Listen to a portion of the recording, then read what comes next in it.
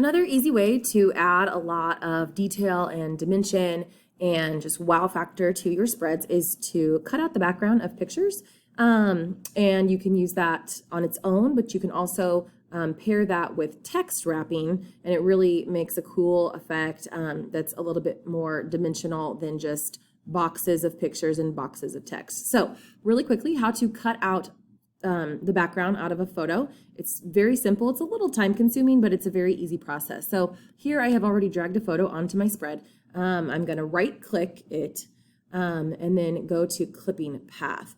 If you can't right click, I believe over here in effects, photo, you can get to it this way too, clipping path. But right clicking is an easy way to get to a lot of different things that I'll be showing you, but clipping path is where you go to cut out the background. From here, I'm going to cut out this cheerleader. I'm going to zoom in quite a bit here because it's a little bit hard to see. So you can pan. You do want to really kind of be zoomed in so you can be precise with your dots that you're going to be creating. So first thing is clear path. Clear the path. Now you're ready to start cutting out the background. Over here, if you're using something that has like straight lines and corners, you would want to do angle. But if you're cutting out a person, which most of the time you will be, you would want to use a curved path. Okay, so you would just start, and I'm going to do a really rough example, guys, for the sake of time. The more dots, the more clicks you make, the more precise and the better this is going to look. So please know this is a very fast, rushed example. And it could be a lot better if I took some more time, but I don't want this video to go on forever. And I might just cut her off at the waist, just for the sake of time. Okay, so you would actually go all the way around the object. And I mean, this may not be people, maybe you're cutting out a basketball or something like that, but I would make a lot of clicks, cut around, and then I would hit done. Before I do that though, if you mess up, you can click on your dot to kind of stop and then go to either add a point or delete a point. You can move points as well. So if you have like 100 points and you mess up, don't freak out. You don't have to start over completely. You can adjust your points by just clicking on the point you clicked on to kind of pause and then add, delete, or move points. So, but I'm going to go with this. Like I said, this is not a good job for the sake of time. Done.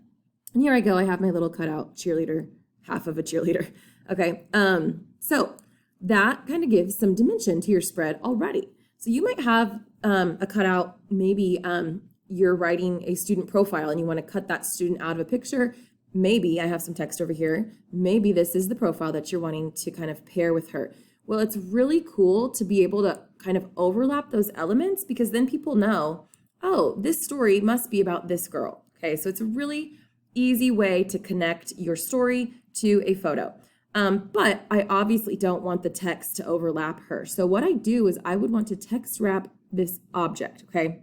This is an object because it's a photo and it's very easy to do. I would go over here to layout, have the photo selected, go over here to layout down to text wrap, and then you would want to, that's no wrap, what we have right now, you would want to object wrap to the object shape. That is what that means. Click on it. And now you can see that the text does not go over her.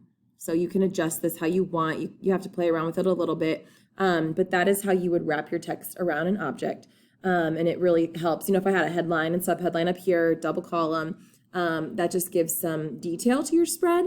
And it's easy to do. So just keep in mind that we don't always have to decorate our spreads with shapes and colors and things like that. We can use text and photos to accomplish anything that we want to accomplish. So please keep that in mind as you guys are designing your spreads.